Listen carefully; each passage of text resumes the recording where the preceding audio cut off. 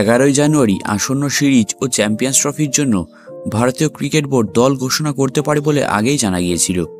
শেষ পর্যন্ত ঘোষণা হলো ভারতীয় ক্রিকেট টিমের সম্পূর্ণ স্কোয়াড। চ্যাম্পিয়ন্স ট্রফির দল এখনই ঘোষণা না করলেও আসন্ন ইংল্যান্ডের বিরুদ্ধে টি-20 সিরিজের দল ঘোষণা করল ভারতীয় ক্রিকেট বোর্ড। ইংল্যান্ডের বিরুদ্ধে 15 জনের স্কোয়াড ঘোষণা করল বিসিসিআই। এনসিএ থেকে এদিনই ফিটনেস সার্টিফিকেট পেয়েছেন মোহাম্মদ শামি। আর একই দিনে জোড়া সুখবর পেলেন তারকা পেসার। ওডিআই বিশ্বকাপের ফাইনালের পর আবারও জাতীয় টিমে ফিরলেন শামি ফেরার মতোই আরেকটি বড় চমক হলো ইংল্যান্ডের বিরুদ্ধে টি-20 সিরিজে ঋষভ পান্থের টিমে না থাকা।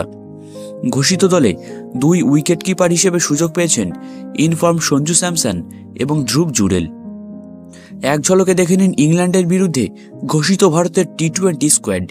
সূর্যকুমার যাদব, সঞ্জু স্যামসন, অভিষেক শর্মা, তিলক বর্মা, নীতিশ কুমার রেড্ডি, মোহাম্মদ শামি, আর্শদীপ সিং, হর্ষিত রানা, ধ্রুব জুরেল, রিঙ্কু সিং, হার্দিক পান্ডিয়া, অক্ষর প্যাটেল, রবি বিষ্ণই, বরুণ চক্রবর্তী এবং ওয়াশিংটন সুন্দর।